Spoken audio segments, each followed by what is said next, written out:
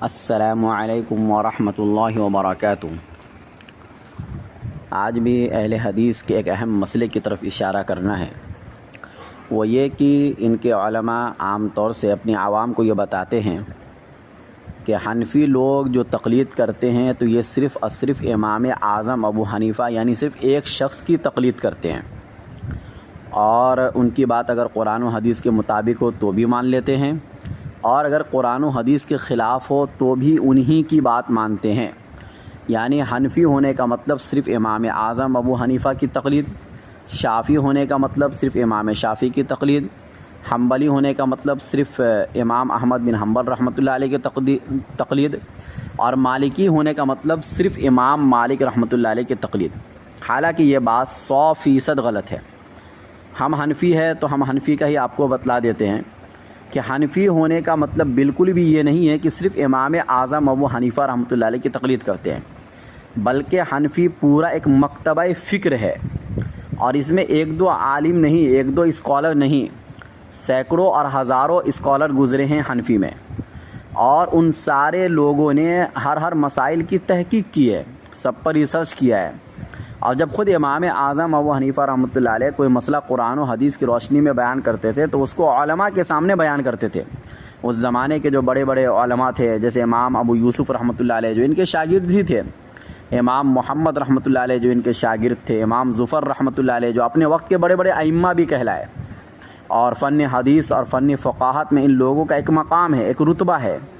وہ تمام لوگ ان کی مجلس میں ہوا کرتے تھے، اور تمام لوگوں کے سامنے ایک مسئلے کو پیش کیا جاتا تھا قرآن و حدیث کی روشنی میں، جن کو جو مسئلہ جتنا مضبوط لگتا تھا اس مسئلے کو وہ بیان کرتا تھا۔ اب کئی سارے اقوال آ جاتے تھے ایک مسئلے کے اندر، امام اعظم و حنیفہ رحمۃ اللہ علیہ کا ایک قول ہوتا تھا، ایک امام ابو یوسف رحمۃ اللہ علیہ کا قول، ایک امام محمد رحمۃ اللہ علیہ کا قول، کیونکہ قرآن و حدیث میں غور و فکر کرنے کے نتیجے میں اختلاف کا ہونا ایک طے ہے، تو اس طریقے سے کئی اقوال ہو جاتے تھے۔ لیکن بعد کے علماء نے انہی لوگوں کے اقوال کو جو ہے نا تحقیق کیا، اور یہ دیکھا کہ قرآن اور حدیث کی سے زیادہ قریب کس کا قول ہے، امام اعظم ابو حنیفہ کا قول ہے، یا امام ابو یوسف کا، امام محمد کا، امام ظفر کا، یا اس کے علاوہ دیگر اور جو بہت سے ائمہ حنفی میں گزرے ان کا قول قرآن و حدیث سے زیادہ قریب ہے۔ جن کا قول قرآن و حدیث سے زیادہ قریب ہوتا تھا انہی کے قول پر فتویٰ دیا جاتا ہے۔ اس کی میں چند مثال آپ کو دے دوں، جیسے مائع مستعمل کا مطلب ہوتا ہے وہ پانی جس کو ہم نے وضو میں استعمال کر لیا، اب یہ پانی پاک ہے یا ناپاک؟ امام ابو یوسف رحمۃ اللہ علیہ اور امام اعظم ابو حنیفہ رحمۃ اللہ علیہ فرماتے ہیں کہ یہ پانی ناپاک ہے، لیکن امام محمد رحمۃ اللہ علیہ فرماتے ہیں کہ یہ پانی پاک ہے، لیکن اس سے دوبارہ آپ پاکی حاصل نہیں کر سکتے ہیں۔ اب دیکھیے، اگر ان کی باتوں کو ہم لیں گے، امام اعظم حنیفہ کی بات، امام ابو یوسف کی بات کو، تو امت کے لیے بڑی دشواری پیش آئے گی، کیونکہ پانی جو ہوتا ہے وہ نیچے گرتا ہے، وضو کا پانی، اور وہ بدن پر اس کے چھینٹے بھی پڑتے ہیں، تو آدمی تو یوں ہی ناپاک ہو جائے گا، کپڑے ناپاک ہو جائیں گے، بہت ساری چیزیں ناپاک ہو جائیں گی، تو آدمی کو پھر دوبارہ سے غسل کر کے آنا پڑے گا۔ لیکن امام محمد رحمۃ اللہ علیہ کے قول میں امت کے لیے آسانی تھی، تو سارے حنفیوں نے امام محمد رحمۃ اللہ علیہ کے قول پر فتویٰ دیا، نہ کہ امام اعظم ابو حنیفہ کے قول پر۔ اب یہاں پر دیکھیے، ہم نے امام اعظم ابو حنیفہ کا قول چھوڑا ہے، کیونکہ امت کے لیے جو آسان تھا اور جو قرآن و حدیث سے زیادہ قریب تھا وہ یہی مسئلہ تھا۔ اسی طریقے سے رضاعت کا مسئلہ، رضاعت میں امام اعظم ابو حنیفہ کے دو اقوال ہیں، کہ ایک ہے مدت رضاعت، یعنی بچے کو دودھ پلانے کی مدت 2 سال ہے اور 2.5 سال ہے، دونوں اقوال آپ کو ملیں گے امام اعظم سے۔ لیکن ان کے جو دو شاگرد تھے، امام ابو یوسف رحمۃ اللہ علیہ، امام محمد رحمۃ اللہ علیہ، انہوں نے 2 سال والی بات کو لیا، کیونکہ قرآن میں صراحت کے ساتھ ہے کہ بچے کو 2 سال تک دودھ پلائیں گے، اور 2.5 سال والے اقوال بھی قرآن سے ہی ثابت ہے، لیکن وہ الگ طریقے سے ثابت ہے، صراحت کے ساتھ نہیں ثابت ہے۔ تو اب یہاں پر سارے حنفیوں نے فتویٰ دیا امام ابو یوسف، امام محمد رحمۃ اللہ علیہ کے قول پر، نہ کہ امام اعظم ابو حنیفہ رحمۃ اللہ علیہ کے قول پر۔ اسی طریقے سے نماز استسقاء کا مسئلہ ہے، تو نماز استسقاء یعنی بارش طلب کرنے کے لیے جو نماز پڑھتے ہیں، تو امام اعظم ابو حنیفہ رحمۃ اللہ علیہ نے فرمایا کہ نماز استسقاء محض ایک دعا ہے، اور یہ بھی حدیث سے ثابت ہے کہ بعض مواقع پر اللہ کے نبی صلی اللہ علیہ وسلم سے قحط سالی کی شکایت کی گئی، تو اللہ کے نبی صلی اللہ علیہ وسلم نے خطبے کے دوران کھڑے کھڑے دعا فرما دی۔ تو استسقاء کا ایک طریقہ یہ بھی ہوتا ہے تو لیکن امام ابو یوسف رحمۃ اللہ علیہ دیگر ائمہ نماز استسقاء کے قائل ہیں، امام اعظم حنیفہ قائل نہیں ہے، تو یہاں پر بھی ہم نے ان کا قول چھوڑ دیا،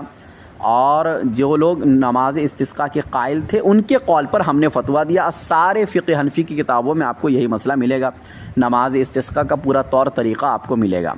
تو کہنے کا مطلب یہ 2-3 مثالیں میں نے آپ کو صرف سمجھانے کے لیے دیا کہ حنفی ہونے کا یہ مطلب بالکل بھی نہیں ہے کہ صرف امام اعظم حنیفہ کے قول کو ہم مانتے ہیں، باقی کسی کے قول کو نہیں مانتے ہیں، بلکہ امام اعظم کے قول کو اس وقت مانتے ہیں جب ان کا قول قرآن و حدیث سے زیادہ قریب ہوتا ہے۔ اگر ان کے قول کے مقابلے میں امام ابو یوسف، امام محمد ان کے قول زیادہ قریب ہوتے قرآن و حدیث سے تو ہم وہاں پر ان کے قول کو بھی لیتے ہیں۔ اور اگر ان تینوں کے علاوہ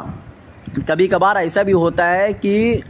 دوسرے امام کے قول قرآن و حدیث سے زیادہ قریب ہوتے ہیں تو ہم وہاں پر ان کے قول پر فتویٰ دیتے ہیں۔ تو اس طریقے سے آپ اگر ہدایہ بھی اٹھا کر دیکھیں گے نا، فقہ حنفی کی جتنی بھی کتابیں لکھی گئی ان تمام کتابوں کے اندر یہ چیز آپ کو بہت واضح طور پر معلوم ہوگی۔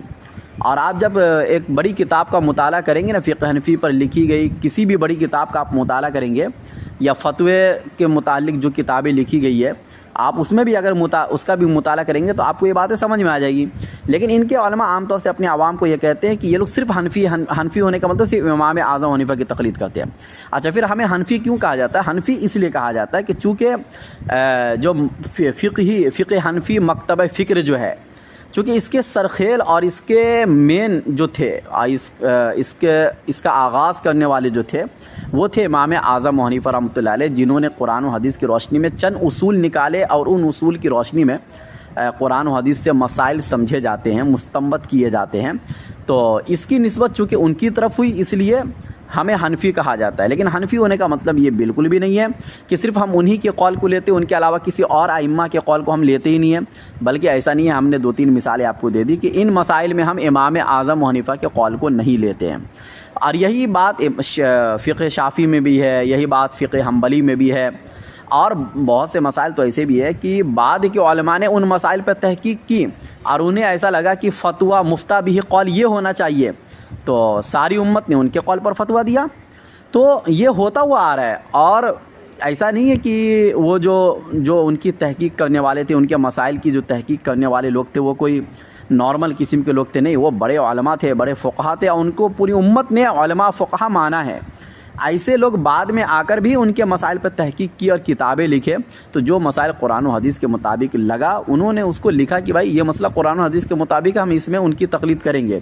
لیکن جہاں پر ان کو یہ لگا کہ یہ مسئلہ قرآن و حدیث کے خلاف اگر جا رہا ہے مثال کے طور پر، تو وہاں پر ہم نے ان کے قول پر فتویٰ نہیں دیا۔ تو فتویٰ مفتہ بھی قول الگ ہوتا ہے، اور کسی امام سے اقوال کا نقل ہونا وہ ایک الگ ہوتا ہے۔ تو اللہ تعالی ہم سب کو سمجھنے کی توفیق نصیب فرمائے، واللہ اعلم بالصواب۔